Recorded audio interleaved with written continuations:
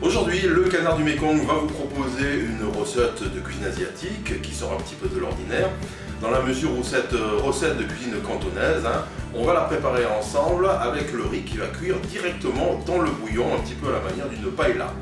Regardez donc les ingrédients qu'il va vous falloir. Donc le bouillon, donc on va le préparer dans un petit instant, un bouillon de volaille, tout ce qu'il y a de plus classique. Donc une carcasse de poulet, de l'eau, et on va faire ça revenir pendant quelques heures pour avoir un petit concentré de volaille sympathique.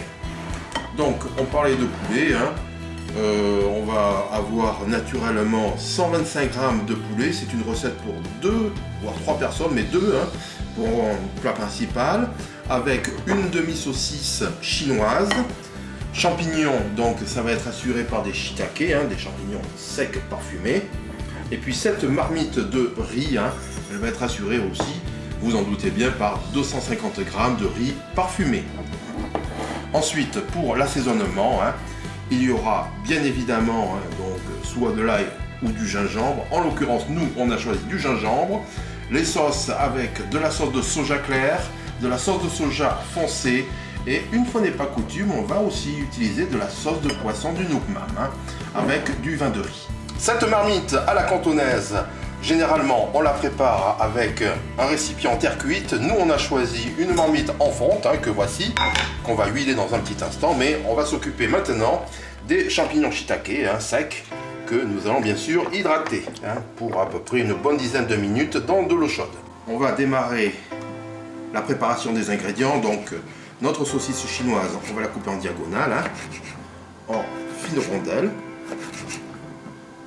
Et puis on va également s'occuper de notre poulet. Donc le poulet, hop, certains enlèvent la peau, moi j'aime bien la garder puisque ça donne du goût, donc n'hésitez pas, en petits morceaux.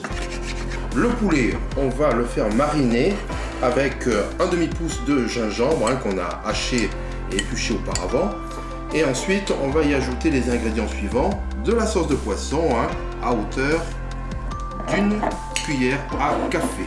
On va y mettre aussi une cuillère à café de sauce de soja foncée. Vous voyez déjà la couleur. Et on va terminer avec du vin de riz. Hop, voilà. Donc, on mélange soigneusement notre poulet à mariner et on va mettre ça au four pendant au moins un bon quart d'heure. On est quasiment prêt à démarrer la recette sur la partie cuisson. Alors, les champignons shiitake, comme toujours, on va les couper. Donc, n'hésitez pas à enlever bien sûr à chaque fois la partie qui est dure, qui est quasiment de toute manière impossible à manger. Hop. Vous voyez de quoi il en retourne. Un petit mot quand même sur le riz parfumé que nous avons nettoyé 2 fois et qui va être prêt à l'emploi. Alors ça y est, on est parti sur la préparation de notre marmite de riz à la cantonaise, au poulet et aux champignons. Donc notre cocotte, on l'a légèrement huilée, donc on étale un petit peu partout. Une cuillère à soupe d'huile, ça suffit très largement.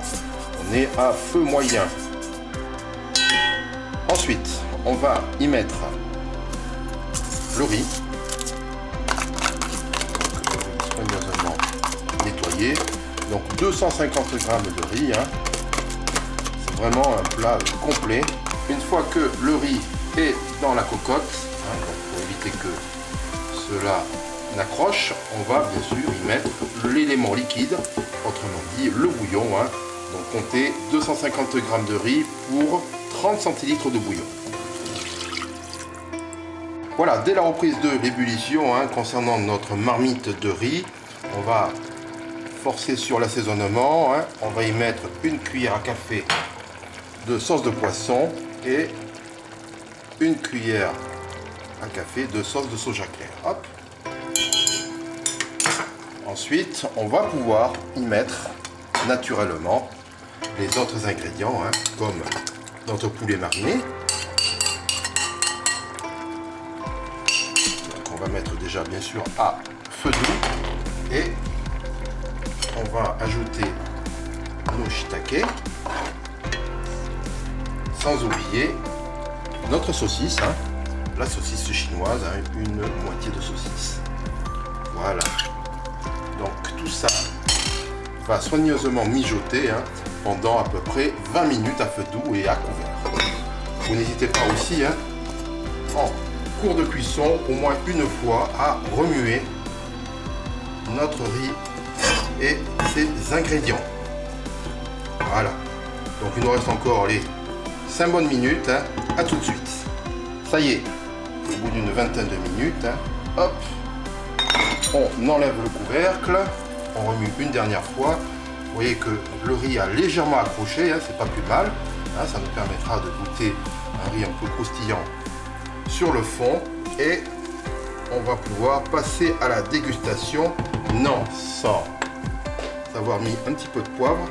N'hésitez pas aussi, bien sûr, à rajouter du sel en cours de cuisson, le cas échéant. Donc du poivre blanc, ça donne du peps. On mélange une dernière fois et on va y mettre notre petite touche, comme toujours, avec un petit peu d'oignon vert. Voilà. J'espère que cette recette vous a plu. Elle est assez facile à faire. En tout cas, elle est très goûteuse et elle sort un peu de l'ordinaire par rapport à la cuisine asiatique qui emploie toujours systématiquement du riz blanc. Je goûte pour vous et je vous dis à très bientôt pour une nouvelle recette.